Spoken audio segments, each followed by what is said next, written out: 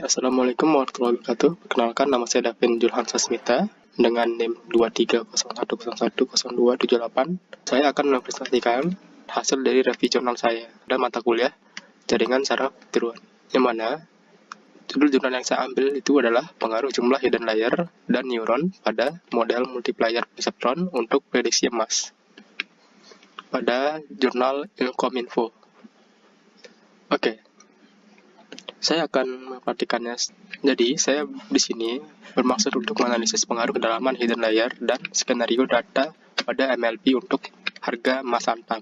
Nah, seperti yang diketahui, paradoks dari logam mulia itu adalah kepastian jangka panjang, yang mana itu dikenal sebagai safe haven dalam ekonomi. Yang mana itu emas adalah sebuah investasi yang tahan inflasi dengan tren makro yang selalu naik.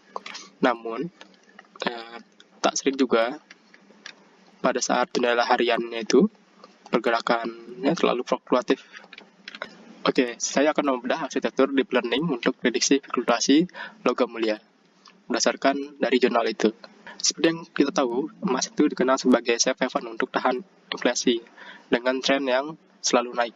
Tapi dalam pasar emas harian, pergerakannya itu selalu fluktuatif, yang mana itu sulit untuk ditangkap oleh metode konvensional. Seperti yang tahu, emas dikenal sebagai safe haven, yang mana itu sebagai salah satu investasi yang tahan terhadap inflasi, yang mana itu dia itu tren makronya itu selalu naik.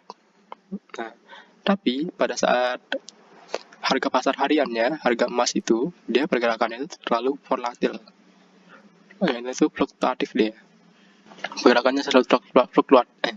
Jurnal itu dia menggunakan forward dan backward pass, yang mana itu pada fase forward pass dia menerima bobot harga harian terus dikalikan dengan bobot.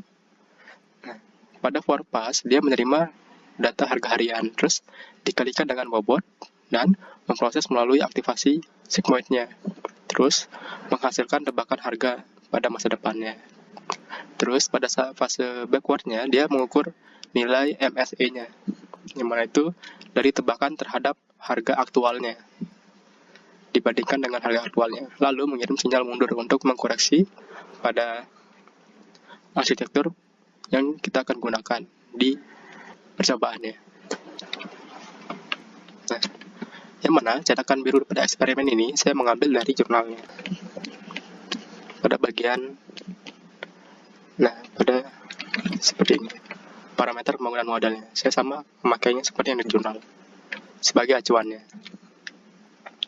Yang mana itu kedalaman arsitektur, yang mana itu pada dia memakai percobaan itu dari 1 sampai 6 hidden layer, yang mana itu kepadatannya adalah 50 dan 100 perceptron per layer. Nah, juga data distribusinya itu dia rasionya itu pakai 80 data latih dan 20 data uji, dan juga ada 50/50 untuk rasio data latih dan data ujinya. Terus dia menggunakan random step yang dikunci 42. Ini nanti dia menggunakan pada saat random split untuk database-nya. Jadi random state ini digunakan untuk random state pada database-nya. Dan siklus belajarnya itu memakai maksimal iterasi itu 1000 dan effortnya 10 seperti yang ada di jurnalnya. Saya lihat dan saya coba penambahan jumlah hidden layer itu berbanding lurus dengan penurunan nilai error. Nah, yang mana seperti yang tahu, jaringan dipaksa belajar untuk mengilustrasi pola yang semakin kompleks pada setiap lapisannya. Jadinya tuh rekor MSE yang terendah itu tidak dicapai dengan arsitektur yang dangkal, mana itu hidden layernya itu sedikit.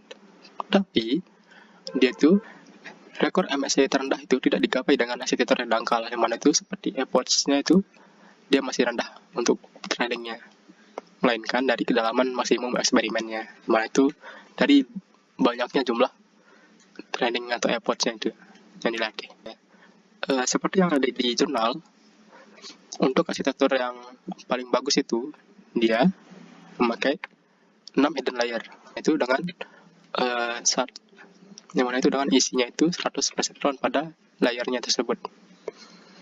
yang mana itu pada skenario 50/50, yang mana itu tingkat MSI-nya itu sangat kecil. Terdapat dilema dari pemotongan acaknya. Nah, saya menemukan bahwa di jurnal itu dia menggunakan random split, yang mana itu mengacak seluruh data setnya sebelum dibagi.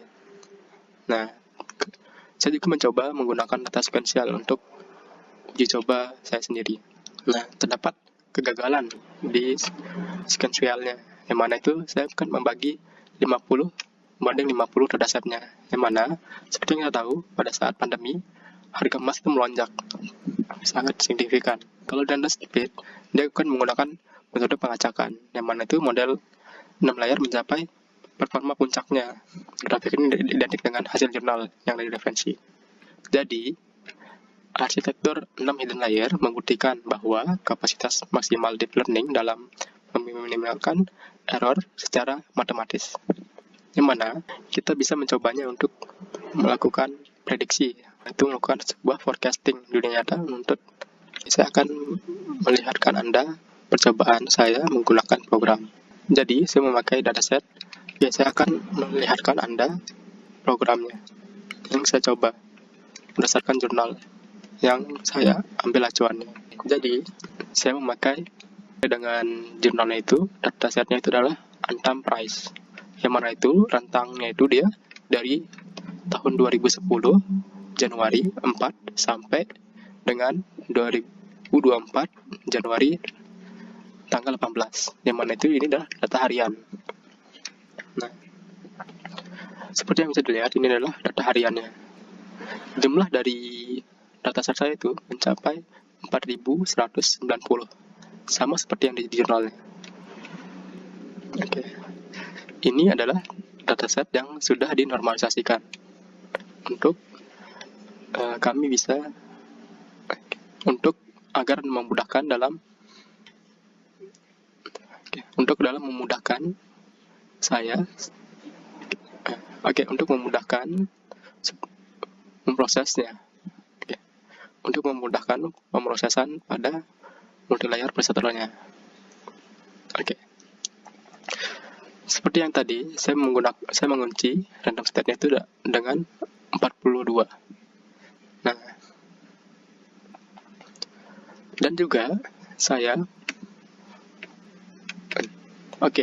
data uji ini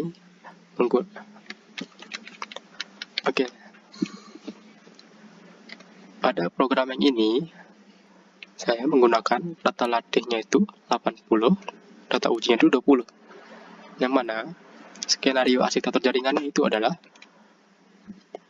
dia menggunakan 5 hidden layer, yang mana itu berisikan 100 perseptron di dalamnya.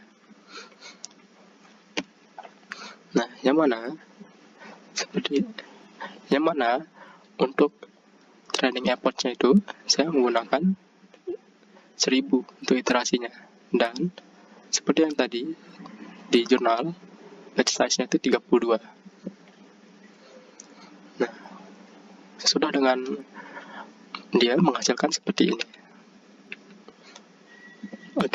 Terus kedua, saya melakukan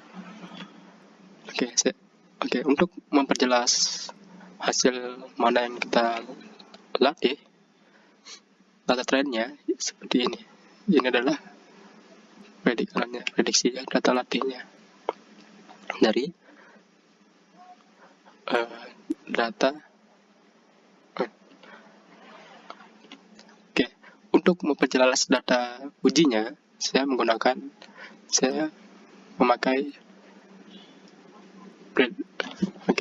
untuk memperjelas data ujinya, saya memprediksi. Untuk memperjelas data ujinya, saya membuat visualisasi baru, yang mana untuk mengetahui 20% dari data uji yang tadi. Nah, namun pada